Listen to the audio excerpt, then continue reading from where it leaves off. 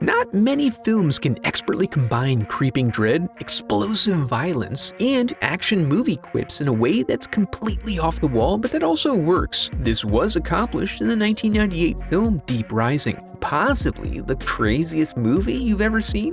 You can be the judge as we open on warnings of the depths of evil and unknown horrors that reside in the deepest, darkest recesses of the ocean. But if we didn't already know that, this story explores the mysteries of those things that would desire to swallow us whole. And this is driven home by an inhuman POV exploration of some shipwrecks that seem to be fairly enticing. We then find ourselves immediately topside with a ship cutting across the rough waves in inclement weather, piloted expertly by rogue Captain Finnegan and his merry band of degenerate sea persons. He's got Layla helping navigate from the bow and Pantucci handling engines and IT as the navigation systems go down, making it incredibly difficult to maintain his current speed. He and the crew were hired by some shady benefactors to deliver them out into the middle of nowhere. There's a high likelihood of illegal activity here, but Finnegan's most valuable trait is his ability to get a job done and keep his mouth shut when the pay's right. We then swoop in on an ocean liner filled with every hedonistic excess you could ever imagine.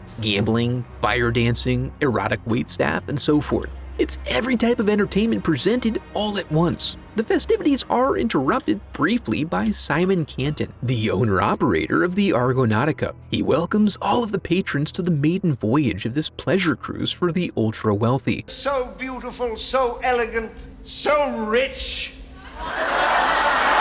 Yes. Laugh about your wealth and hold nothing sacred. But among the crowd are opportunists like Trillian St. James, here under false pretenses not to spend tremendous riches but to pilfer them. She wastes no time enacting her plan, pausing only for a moment outside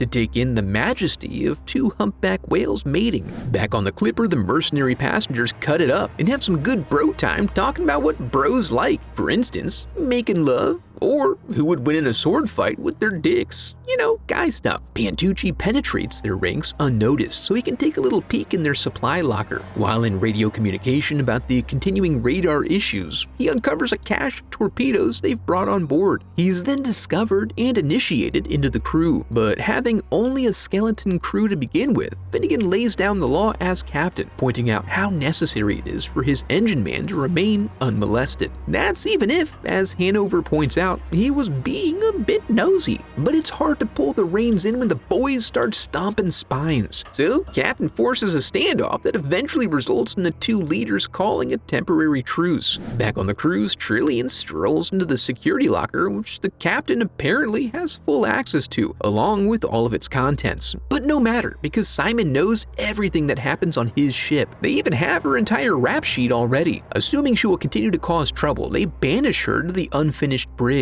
She arrives, but with Simon's billfold.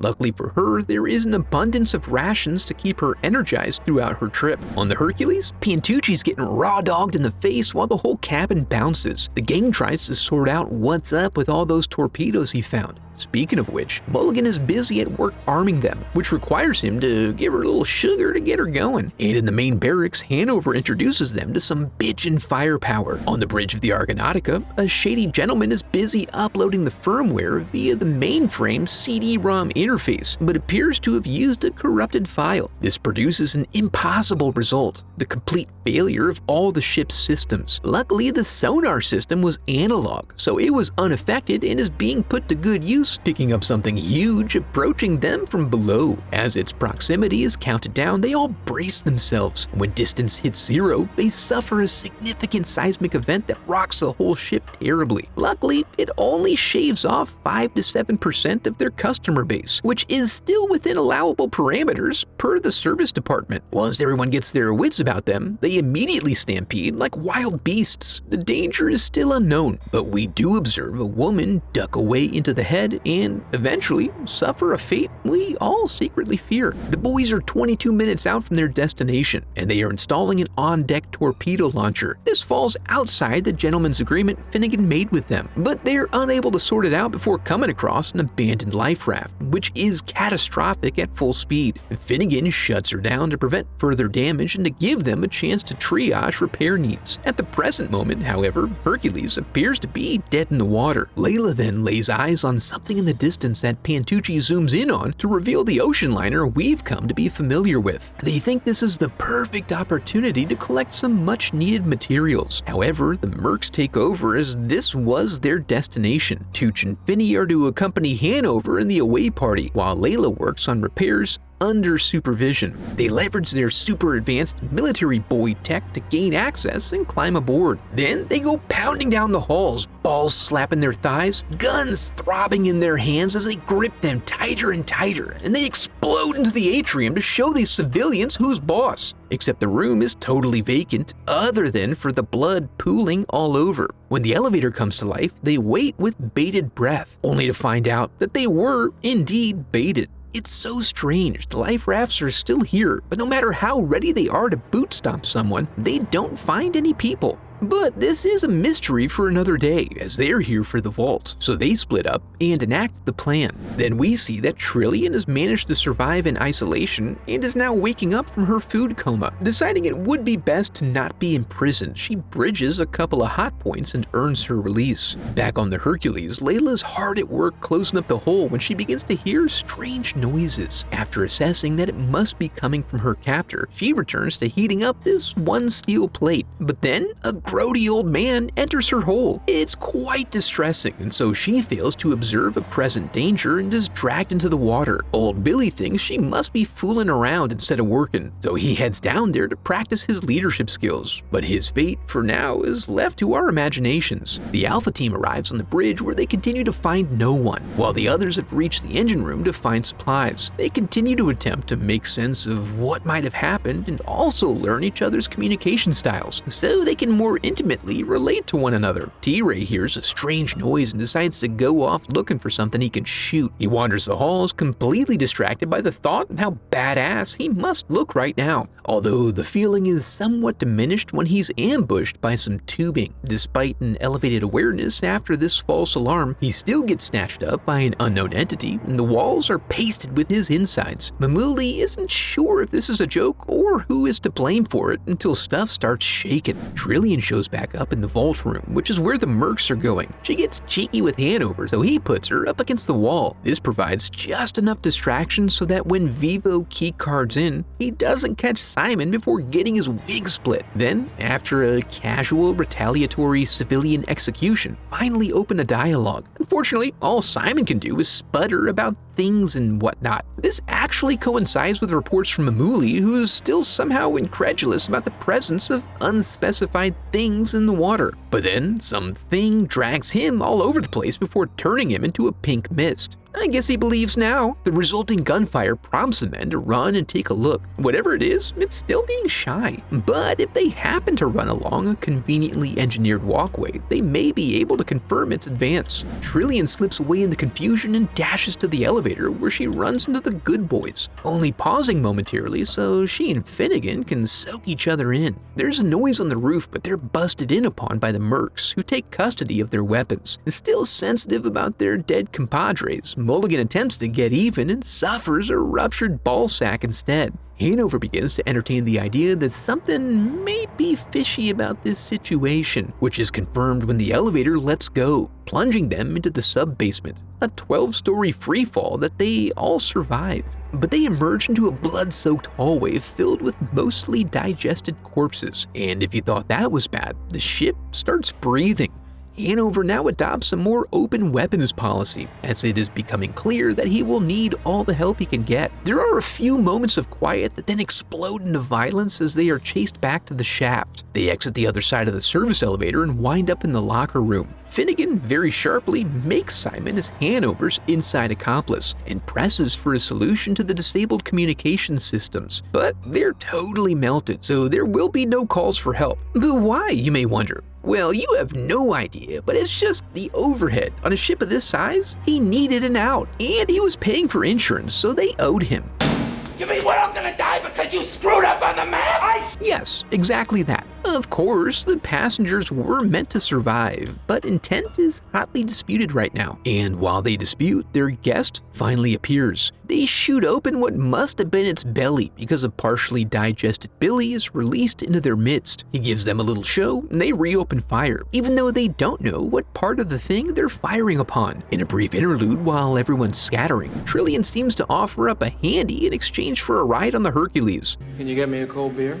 But Finnegan's a gentleman. Then they get a close-up of one of their pursuers, a mindless, blind hunting and consuming machine. Finnegan takes a good long look before Trillian unloads on that mother and they run off. The gang converges on a catwalk just in time to watch the captain get folded up and drawn through a grate. Then they all start busting. It's all so confusing. Luckily, Simon knows a bunch about the deep ocean and suggests these are relatives of a smaller sea creature that tends to get bigger at greater depths. If so, these bad boys are taking their victims alive, sucking them dry, and excreting the leftover skellies. I'm not sure if this info really changes anything for them, but Finnegan now asserts his intent to get to his ship, leaving Hanover to be a follower or die. They make it halfway through the steam room before the lights go out, so they have to take it slow and steady, but in the end, they only find one way to go. Finnegan volunteers to scout ahead with Hanover and Mulligan as backup, and despite the tense situation, it really couldn't have gone better. They don't send the signal back yet, but the stragglers are forced to advance. They have a pretty successful round of injuring it before proactively heading under. Mason takes up the rear, putting him in a predictably vulnerable position. Luckily, he has the wherewithal to arm a plasma charge beforehand,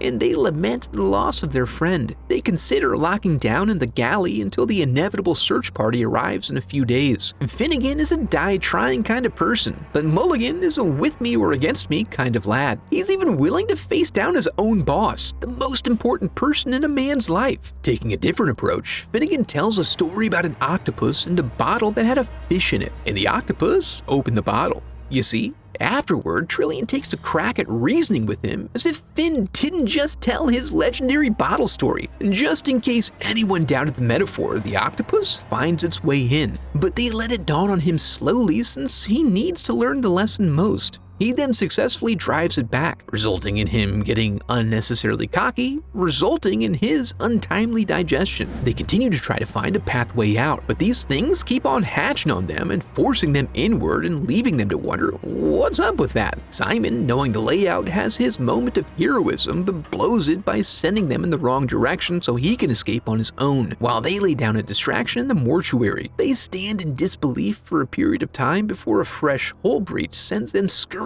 down the halls in different directions, trying to outrun the floodwaters. Somewhere in this whole process, Tooch has taken on voice inflections that have made him too annoying to live. Feed him!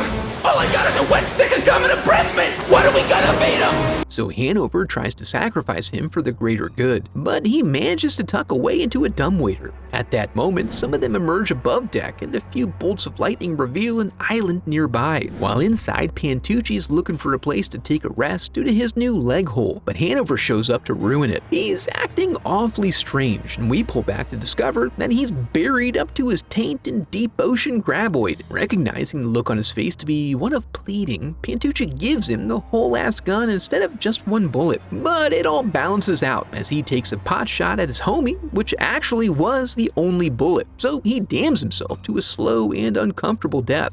Back on the Hercules, the plan is put into motion. Trillian is to go acquire an emergency jet ski. Finnegan gently caresses the torpedo they intend to use, and after Pantucci pops back up, he is tasked with trying to get something going in the engine room, despite the terrible news that there's no sign of Layla on board. In the bay, Trillian finds the keys but is confronted by Simon, who's still greedy for a solo escape. He chases her down a hall while firing flares at her. The boys see the light put off by the flares and go in after her to find out what's up. Simon does manage to circle around and capture Trillian. Since the gig is up, she coughs up the keys. But now Simon is feeling kind of curious about murder. Despite their closeness, Finnegan busts in and blasts away. Luckily, he has his gun set to auto miss, as he just wants to scare him a little. Everything explodes around them as they stand in awe of the awesome power of the central torso portion of this large creature. But the gawking results in Finnegan getting snatched up before they can escape. Luckily, the thing wants to take a little peek at its prize. What are you looking at?